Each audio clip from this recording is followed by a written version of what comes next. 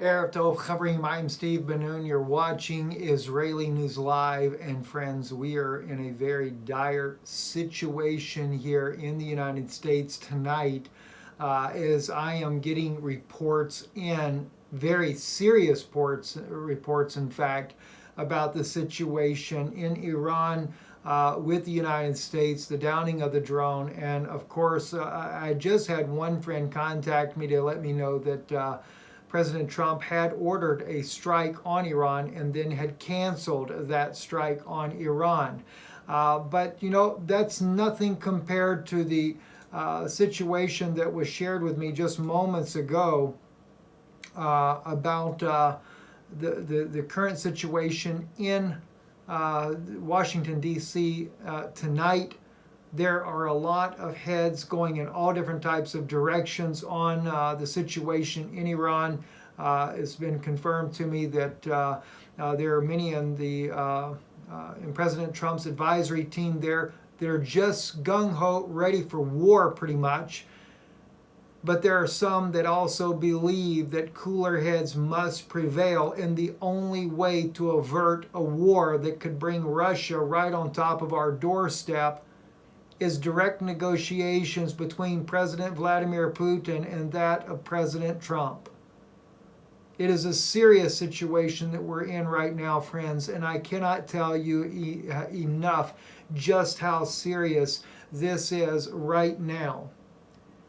You know, you guys know me well enough, the contacts that I have, different parts of the world. I have them in the Middle East. I have them here in the United States. I have several contacts in D.C., but I have contacts that are very much in the know of what's happening as this situation unfolds.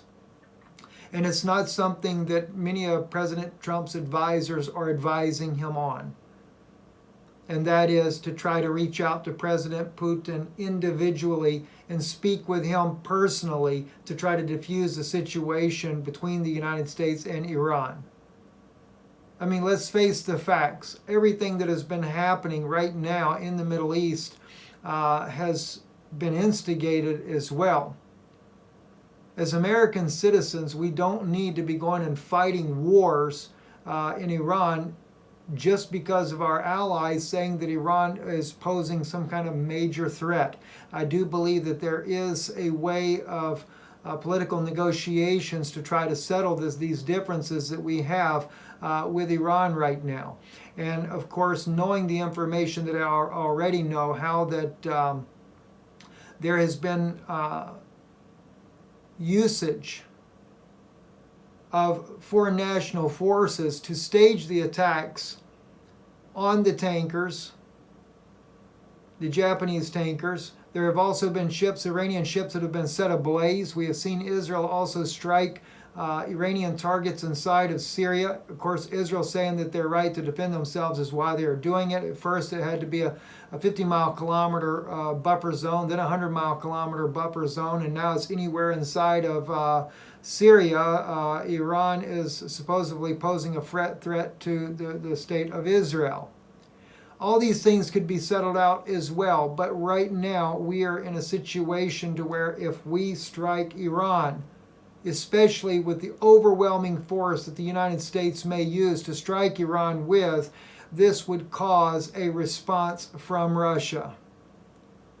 I can tell you now that President Putin has always wanted to have a relationship with President Trump and was very hopeful that that would be so. But that has been sidelined by many of President Trump's advisors. I'm not the greatest fan of President Trump. But then again, I also realize there's not a whole lot he can do when you have a deep state calling the shots and they're wanting wars on a continual basis in order to facilitate a war economy.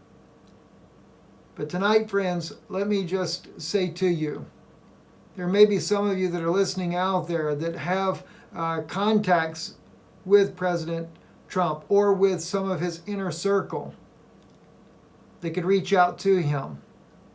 I can tell you now, there are those that are saying that he really does need to have a sit-down personal meeting with President Putin before we end up in a situation that could also affect us here in the mainland United States.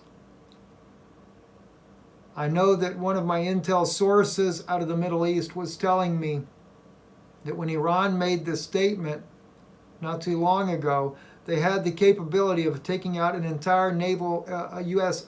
naval fleet with just one shot.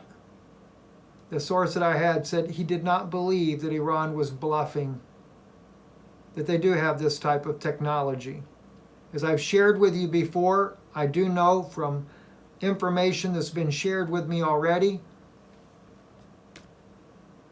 is that China and Iran have been sharing or working, they have been working on a technology that is beyond U.S. capabilities and something the United States has not been able to mitigate. So I'm asking you if you know of any way to get a message to President Trump. And I know there's a lot of people that listen to this broadcast. I've been surprised myself at some of the people that listen to this broadcast. But if you have a way of getting out, maybe even tomorrow morning, as soon as it breaks day, send messages to your senators, your congressmen, asking them to take the time to ask President Trump to try to work this situation out before our two nations go head to head. Keep in mind as well, the United States is supposed to be a Christian nation. We're far from what a Christian nation should be. Russia also is supposed to be a Christian nation, but they too are far from what a Christian nation should be. But nonetheless, there are those entities out there, or governments I should say. I'm not talking about aliens at this point. I'm just talking about government forces that would love nothing more than to see the two superpowers of the world to go at a war that could end up being a nuclear exchange to wipe out more Christians. There's already this plan to put in a Noahide law, 7 Noahide law on a global scale. Wait till you hear the message that we'll be putting together tomorrow with my wife. It is growing more rapid than you could ever possibly imagine. One thing that could stand in the way of implementing a new world order like that, of course, are two nations that do have Christians that stand for Jesus Christ still, to stand for the truth of the gospel. And unless the leaders of these two nations take time, I know Putin is willing to do this, but unless President Trump can stand up against those that are in his cabinet, such as John Bolton, that are pushing for war with Iran, and take the leadership as President of the United States and say, no, I'm calling Vladimir Putin, we've got to work this situation out and defuse this. Trump not long ago, he made the comment that he wanted to pull the troops out of Syria, but the deep state were causing problems. Now's the time, Mr. President, to show that you could be a true leader and make this phone call. For the sake of the American people, and for the sake of our men and women in uniform that are in harm's way in the Middle East, because someone gets a little excited or because some deep state operative wants to make billions off to blowing off a few weapons into Iran. I can tell you now, friends, it won't be just a few weapons. It'll be massive weapons if that's what happens. Pray is one thing I ask you as well. You ever pray for the safety of America? Not to mention, those of you that love Israel, Israel will be in the crosshairs too. But I know there's some in the elites of the government in Israel who's supposed to be, there's the claim that they're a light to the world. No, right now they're a sodomite nation that has no light whatsoever for the world. Only Jesus Christ is that light of the world. And he told his apostles, you are that light as well. We need to stand and shine as true believers tonight. Pray. I ask you tonight. I'm Stephen Ben-Nun with Israeli News Live. A very serious time, friends. The message I got tonight is very serious. Good evening.